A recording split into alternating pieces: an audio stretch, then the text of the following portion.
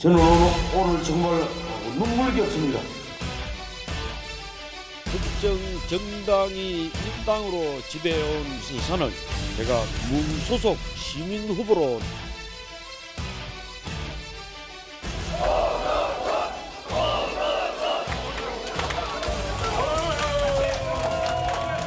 우리 부산 시민 여러분들의 위대한 선택에 대하여 다시 한 번 더 감사드리고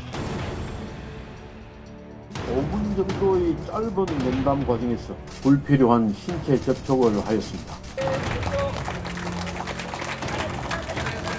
무중한 조치면 제명까지도 가능하다고 생각할 수 있을까요? 제명 이외의 다른 조치를 생각하기 어려울 것 같습니다.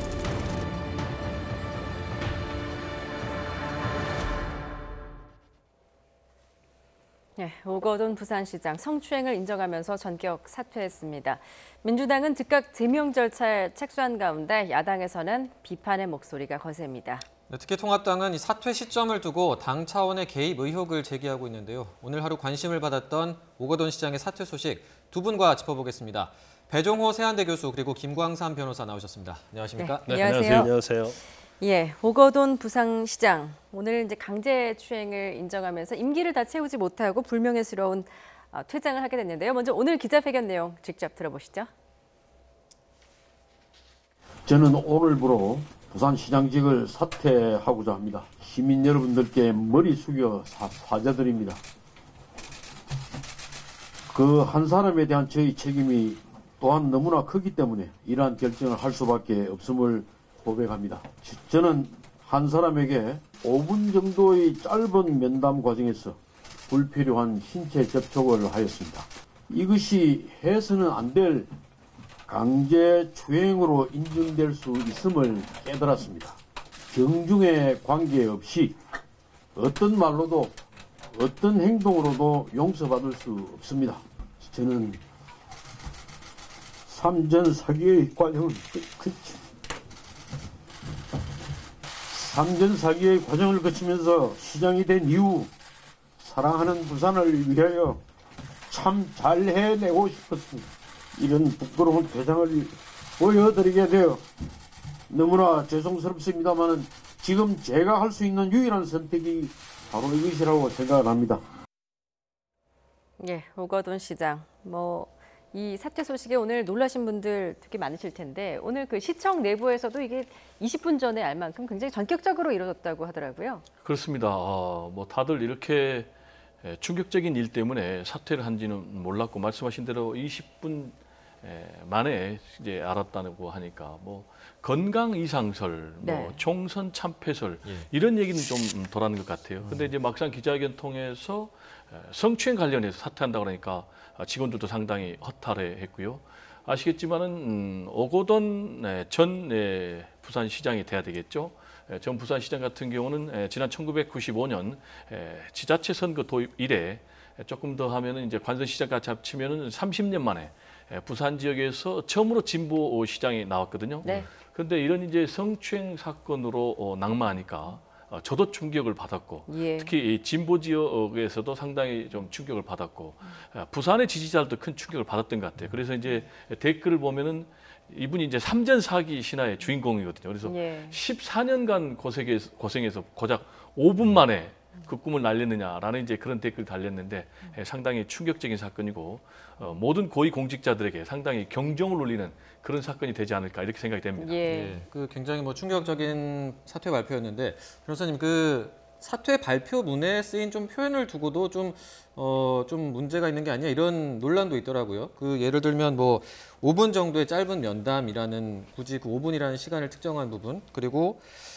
이것이 해서는 안 될 강제추행으로 인정될 수 있음을 깨달았다. 이런 표현이 좀 성인지 감수성이 부족한 게 아니냐 이런 비판도 있던데 어떻게 보셨습니까? 일단 오늘 이제 오거돈 씨의 발표 자체는 이게 사과문이냐 아니면 사퇴에 중점을 뒀느냐 그걸 봐야 할 것 같아요. 그런데 전체적 내용을 보면 본인이 사퇴한 것에 대해서 죄송하지 피해자에 대한 사과의 어떤 그런 내용이라 보기 좀 힘든 부분이 있죠. 그래서 그 내용을 이제 구체적으로 보면 5분 정도의 짧은 면담에서 근데 왜 5분이라는 그런 얘기를 넣었을까?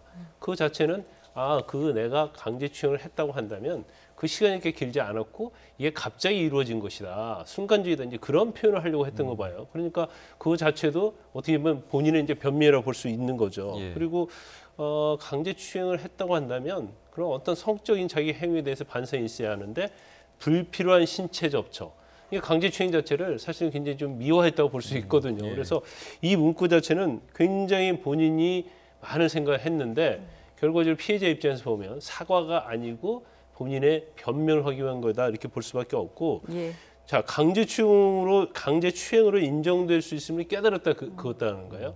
그러면 자기 자체는 그 당시 행위를 할 때는 이건 강제추행이 아니었다라는 생각을 했다는 거고 이후에 깨달았다는 거잖아요. 예. 그런 여러 가지 상황을 보면 사퇴문은 될 수 있을지언정 예. 피해자에 대한 사과로 보기는 굉장히 힘든 부분이 있다 그렇게 봅니다. 예. 저는 조금 다른 게 분명히 이제 사죄는 했어요. 용서를 좀 구하고 예. 특히 이제 더 나아가서 피해 여성이 2차 피해를 입는 일이 없도록 좀 보호해 달라는 얘기까지 했는데 우리 변호사님 말씀처럼 법적으로는 좀 빠져나가려는 그런 것들이 느껴졌어요. 그게 예. 뭐냐 말씀하신 대로 5분간의 짧은 면담. 그럼 굳이 5분이라는 걸 얘기를 해야 될까? 그리고 이제 본인은 면담이라고 표현했지만 피해 여성은 호출을 받았다라는 그런 부분이 있었고 또 그리고 불필요한 신체 접촉이라고 오거돈 전 시장이 표현했는데 불필요한 것보다는 사실은 부적절한 신체 접촉이겠죠. 예. 그리고 강제추행으로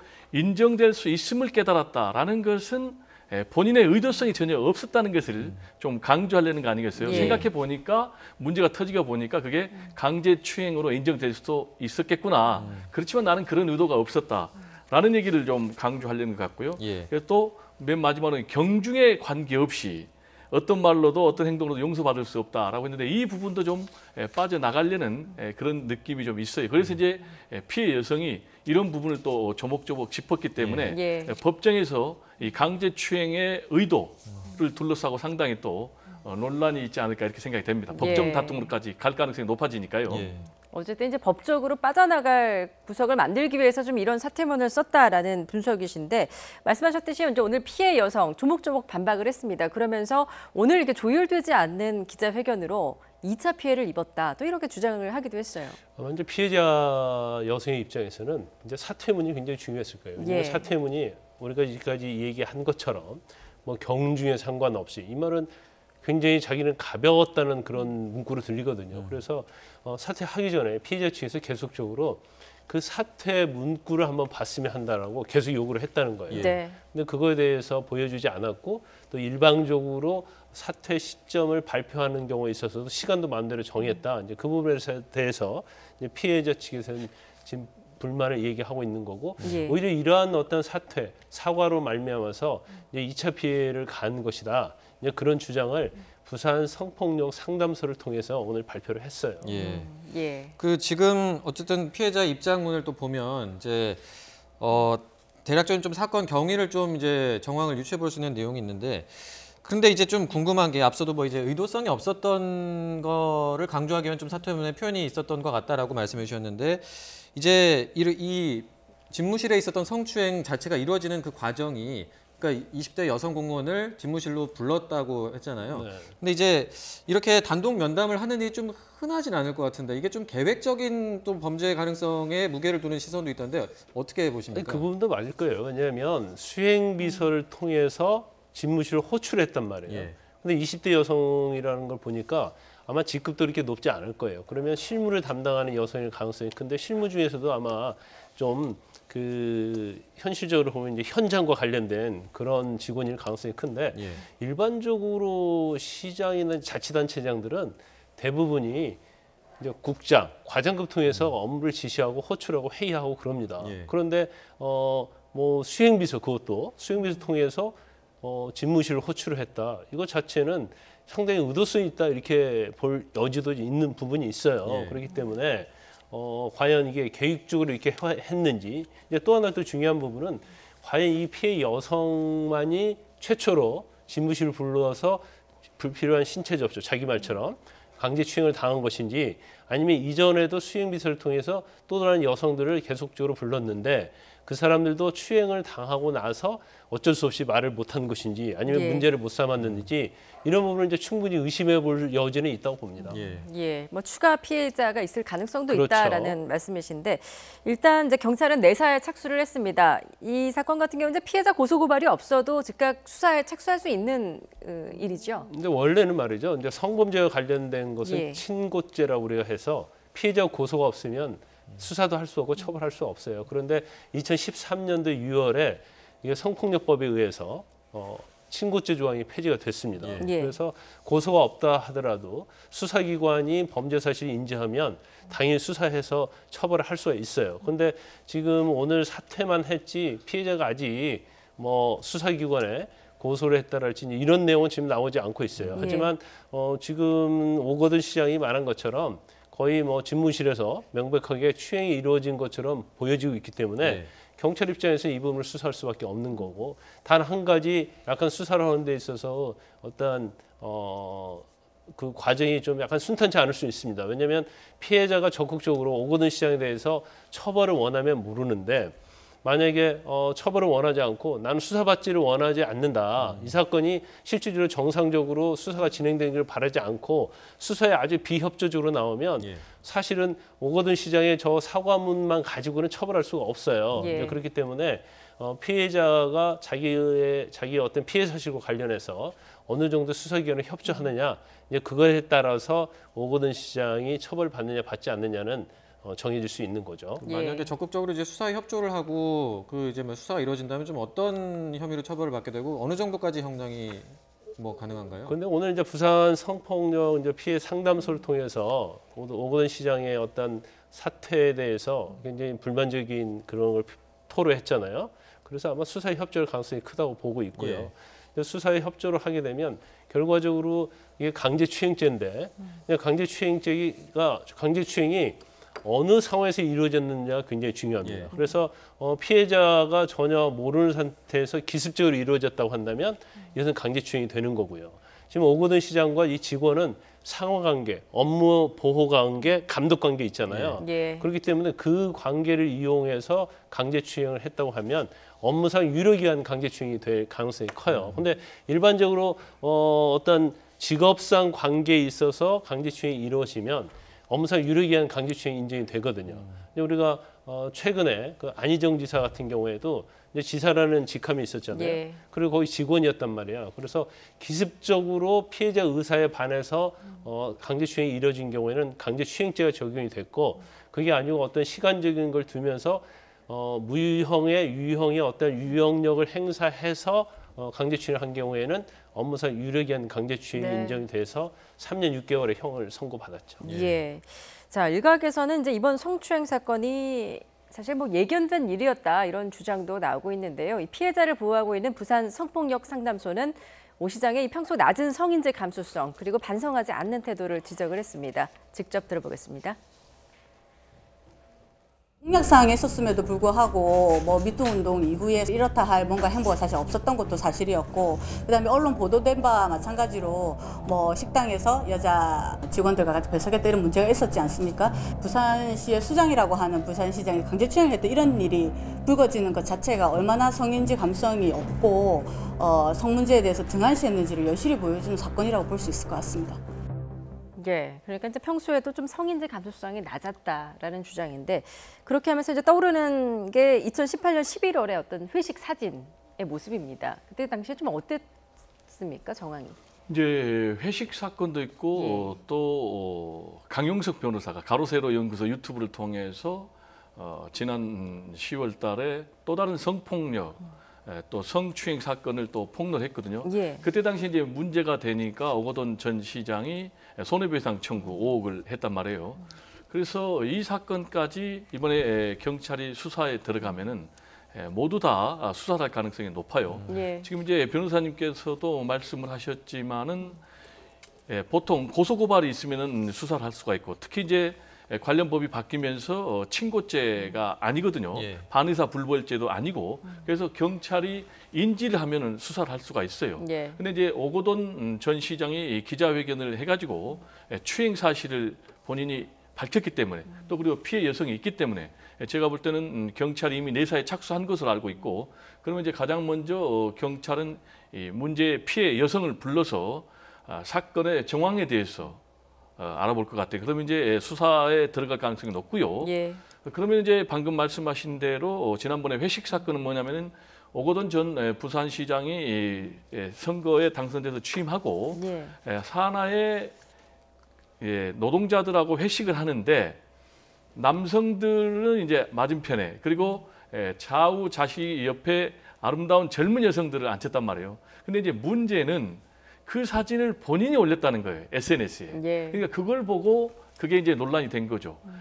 오거돈 전 시장의 낮은 선 인지 감수성에 대해서 문제 제기를 했는데 여기서 또 제가 지적하고 싶은 것은 당시에 그런 자리 또는 현상에 대해서 그 자리에 있었던 남성 노동자들 또 여성 노동자들 아무런 문제 제기도 안 했다는 것입니다. 그리고 본인도 그게 문제인지 모르니까 SNS에 오히려 본인이 홍보를 하는 그런 일들이 결국은 이런 일까지 터졌지 않느냐. 따라서 우리가 이번 일을 계기로 우리 사회의 이 낮은 성인지 감수성을 어떻게 좀 높이는 문제를 특히 이제 고위직에 있는 공직자들이 선도할 필요가 있지 않냐 이런 생각이 좀 듭니다. 네. 그 알게 모르게 이제 뭐 공직사회라든지 아니면 뭐 기업도 마찬가지고 저런 회식 장면이 자주 있는 게 이제 바뀌어야 된다 이런 말씀이시고 지금 그 앞서 말씀하신 그 지난해에 이제 유튜브 채널에서 그 의혹을 제기했던 그 사건은 좀 어떻게 됐는지 궁금하거든요. 혹시 진행 상황을 좀 알고 계신가요? 일단 뭐 그 당시에 이제 오거돈 시장과 관련해서 미투 의혹을 제기했어요. 그래서 오거돈 시장 입장에서는 이건 가짜 뉴스다 하면서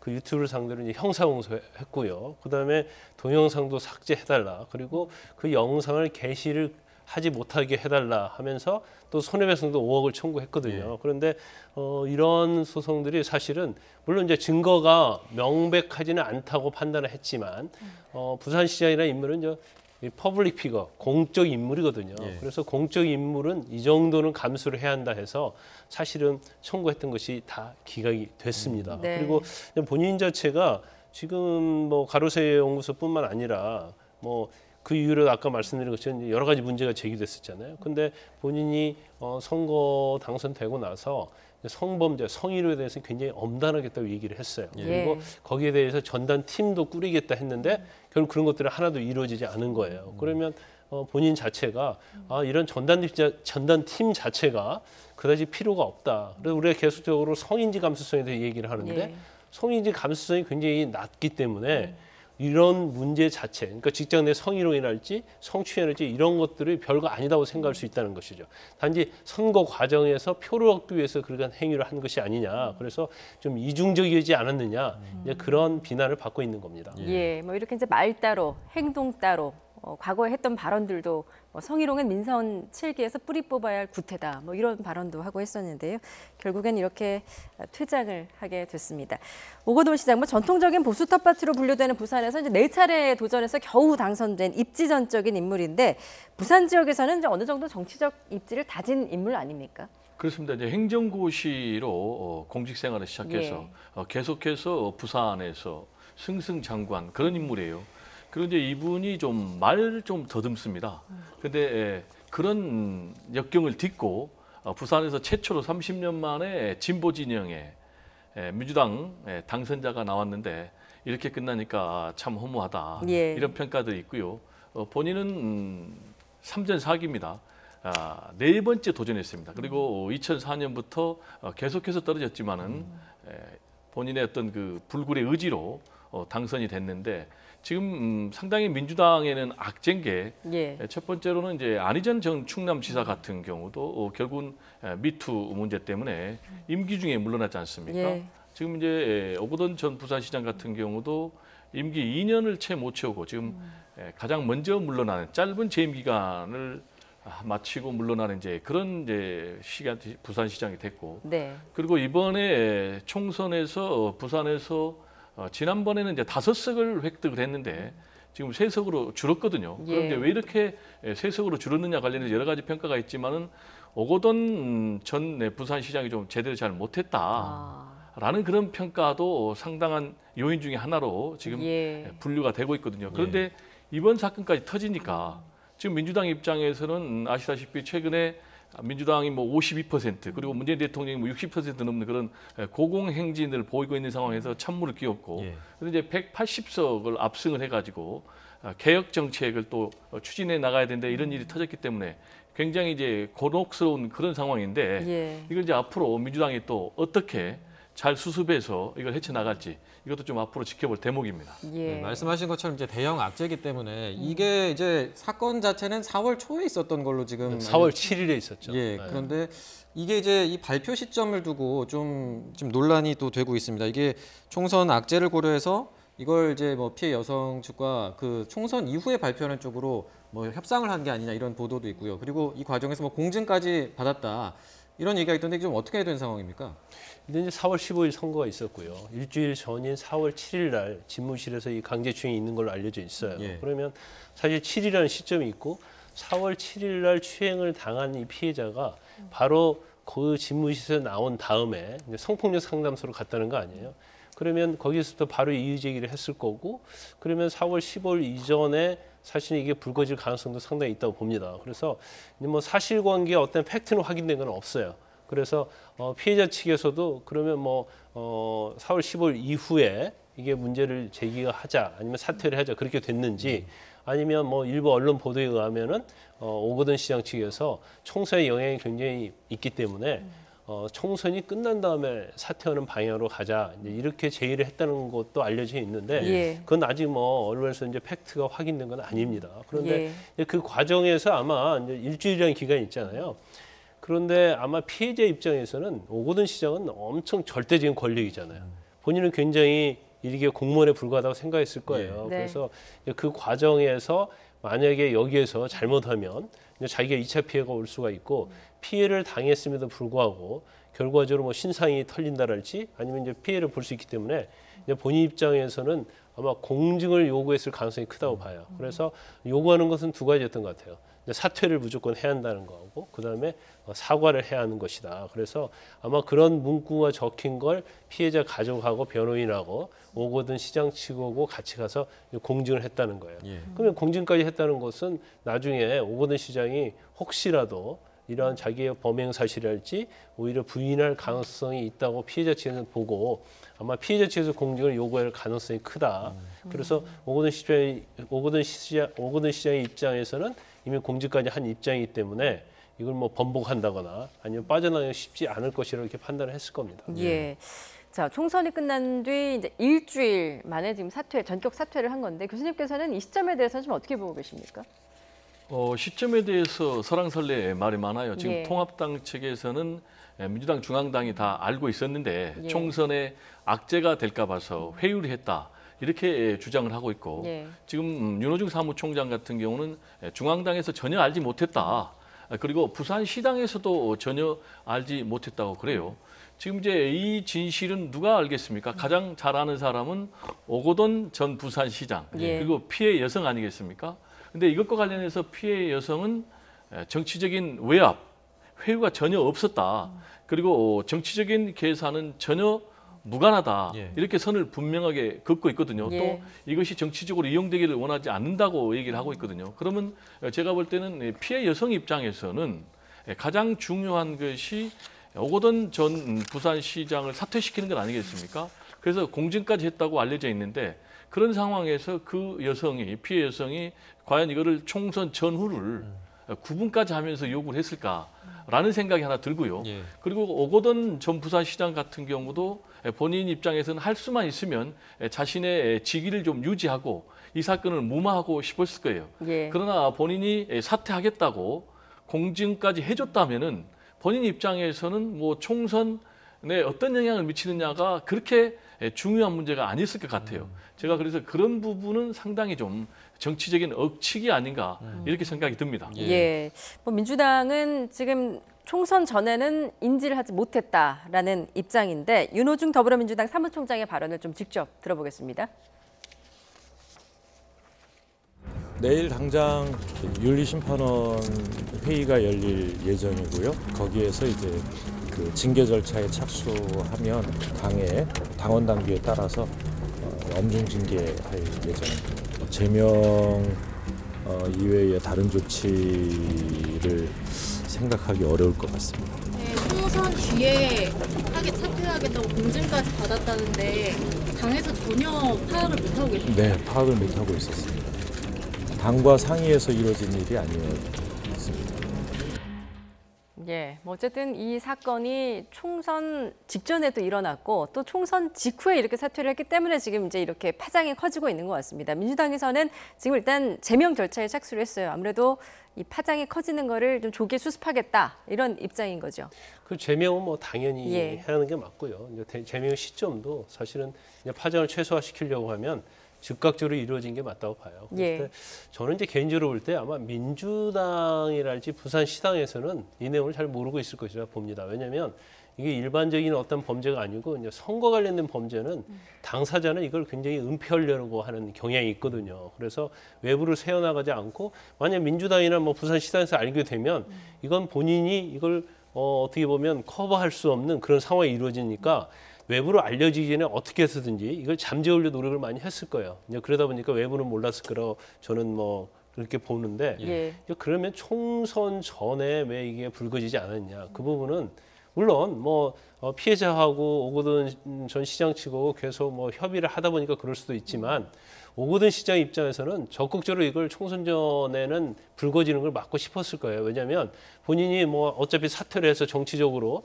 어떻게 보면 물러난다 하더라도 자신의 어떤 행위로 말미암아서 자기가 몸담았던 당에 이게 사실은 해가 되는 것은 엄청나게 자기가 앞으로도 두고두고 그게 천추의 한이 될 수 있는 거거든요. 네. 그래서 아마 그 부분까지는 영향을 미쳐서는 안 된다는 절대적인 게 있었을 가능성이 크다. 그리고 피해자 입장에서는 아마 총선 전에 이게 문제가 되면 이건 의도적으로 총선을 흔들려고 하는 게 아니냐, 가짜 뉴스가 아니냐, 그러면서 또 피해자에게 2차 피해가 올 수 있거든요. 그래서 피해자 입장에서도 구태여 뭐 정치적이 아니고 공무원인데 본인 입장에서도 총선 전에 이걸 꼭 발표할 필요는 없었다. 아마 그런 생각했을 가능성이 크다고 봅니다. 예. 변호사님, 그 앞서 저희가 공증 이야기를 했잖아요. 그러니까 그 이번에 이제 이 발표 뭐 사퇴가 총선 이후로 조율됐다는 의혹을 제기하는 근거 중에 하나로 이제 뭐 그 공증 과정에서 이 굉장히 뭐 사퇴라든지 시장 사퇴라든지 민감한 내용인데 이게 알려지지 않았을 리가 없다라면서 지금 야권에서 좀 의혹을 제기하고 있거든요. 이 부분은 좀 어떻게 보세요?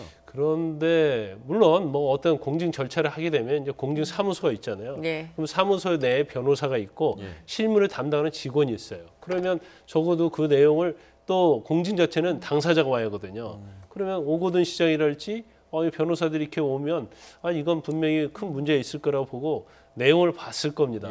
근데 어떤 문제가 있냐면 공증과 관련 내용을 봤다 하더라도 그걸 비밀을 누설하면 안 돼요. 예. 특히 변호인은 비밀 유지 의무가 있거든요. 그렇기 때문에 그게 만약에 누설이 되면 법적으로 책임을 지고 변호인에 따라서는 징계 사유에 해당이 되거든요. 그래서 공증을 하고 그 과정에 여러 사람이 봤다고 해도 이것이 외부로 나갈 가능성은 거의 없다 이렇게 볼 수 있습니다. 예. 어쨌든 이제 정치권에서는 이번 이 논란이 좀 진실 공방으로 그 벌어지는 좀 모양새인 것 같습니다. 일단 통합당의 반응 그리고 야권의 반응도 함께 들어보시죠. 유재수 전 부시장에 이어 오 시장의 비행과 불법으로 인해 그 피해는 고스란히 부산 시민과 온 국민에게 떠안게 되었습니다. 권력과 지위를 활용한 성폭력은 가장 크게 책임을 물어야 할 것입니다. 오 전 시장의 사퇴는 저지른 범죄가 있기에 당연한 결과입니다.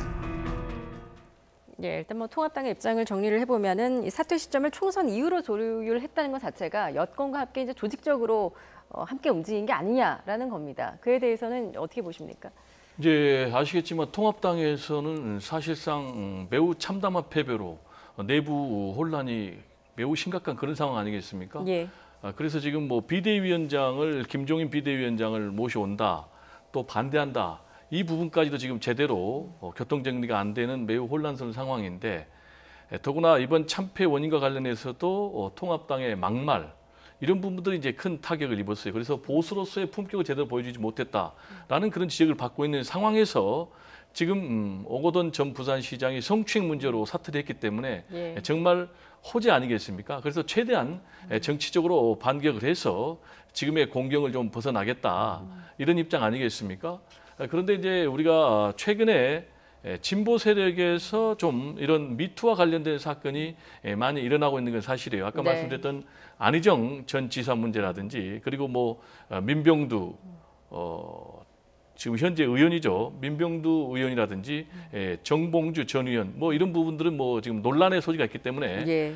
미투와 관련됐다라고 단정 지을 수는 없지만은 어쨌든 잡음이 계속 일어난 건 사실이에요. 그렇지만은 그 이전에 가보면은 우리가 뭐 성누리당이냐 성나라당이냐 이런 얘기가 있었어요. 근데 대표적인 인사가 누구냐면은 박희태 그분 같은 경우는 뭐 골프장에서 KD를 9월 내내 9월 내내 뭐 성추행해가지고 그게 문제가 됐고 또 그리고 최연희 그분은 또 한나라당 사무총장 했는데 노래방에서 여기자의 특정 신체 부위를 잡아가지고 문제가 되니까는 뭐 술집 여주인인 줄 알았다라는 그런 해명을 해가지고 더 문제가 됐는데 지금 이것과 관련해서는 역시 아까도 제가 말씀드렸지만은 우리 사회 특히 우리 사회의 지도층에 있는 인사들의 성인지 감수성이 우리 사회 지금 평균에 따라가지 못하고 있다.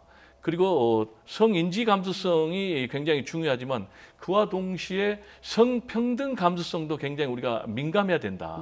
즉 여전히 남성 중심의 사고가 있다 보니까 이 성평등에 대해서 좀 민감하지 못하고 그러다 보니까 또 자연스럽게 그 부분이 또 성인지 감수성에 대해서 민감하지 못하는데 이런 부분을 좀 빨리 이번 사건을 통해서 바로잡는 계기가 돼야지 자꾸 정쟁으로 몰아가는 것은 바람직하지 못하다. 그리고 민주당에서도 이번 사건을 계기로 인해서 어떻게 하면은 당에서 체계적으로 이 성평등 감수성, 성인지 감수성과 관련한 교육을 시킬 수 있는 건지 그리고 또 이번 사건을 계기로 해서 당에 이런 팀을 하나 만들 필요도 있다. 이런 얘기를 좀 드리고 싶습니다.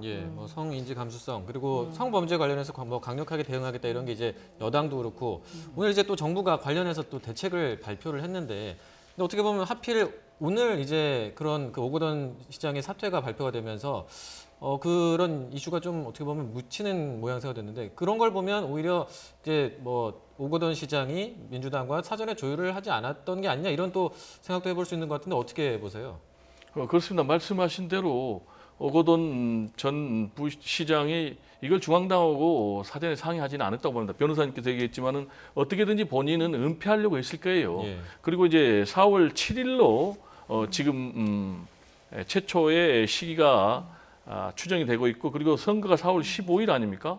그럼 불과 일주일인데 이때까지만 해도 오거돈 전 시장 같은 경우는 피해 여성과 어떻게든지 합의를 해서 이 사건을 좀 처리하려는 그런 부분에 초점을 맞추지 않았을까. 그리고 지금 알려지기로는 우리가 뭐 공중 내용을 모르지만은 사퇴 시한은 정한 것 같아요. 이달 말로. 그렇지만은 구체적으로 사퇴 시기에 대해서는 그 피해 여성하고는 합의를 안 한 것으로 알려지고 있거든요. 그래서 피해 여성이 왜 본인이 자기에게는 말도 안 하고 그리고 사퇴 기자회견문을 보여달라고 그랬는데 보여주지도 안 하고 일방적으로 했느냐라면서 문제 제기를 하고 있지 않습니까? 그런 부분만 우리가 살펴봐도 총선을 뭐 고리로 해서 서로 합의하지는 않은 것으로 또 그리고 중앙당에서는 모르는 것으로 그렇게 저는 생각이 됩니다. 근데 이제 만약에 총선 전에 이 내용이 발표가 됐다고 한다면 제가 볼 때는 총선이 굉장히 흔들렸을 거예요. 그래서 민주당에 지금 굉장히 악영향을 미쳤다고 볼 수 있고요.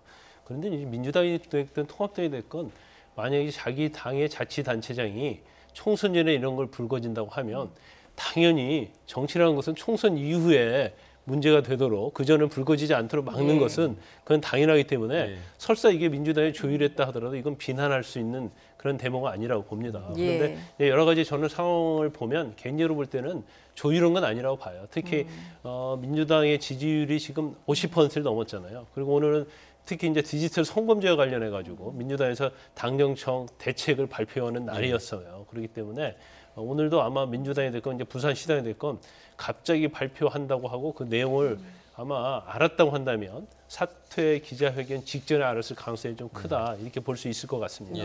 뭐 총선 전에 조율을 했냐 안 했냐 뭐 이런 논란을 떠나서 일단 성추행을 했다는 것만으로도 이제 굉장히 부산 민심은 들끓고 있는데 지금 교수님께서도 지적을 해주셨듯이 이번 총선에서 물론 여당이 압승을 했지만 부산 지역에서는 의석수의 절반을 통합당에 내주지 않았습니까? 그런데 이런 악재가 터지면서 과연 부산 민심은 어디로 흐를까요? 어떻게 보십니까? 아무래도 좋지 않죠. 특히 이제 PK 지역은 굉장히 중요합니다. 그 중심에 이제 부산이 있는 것이고요.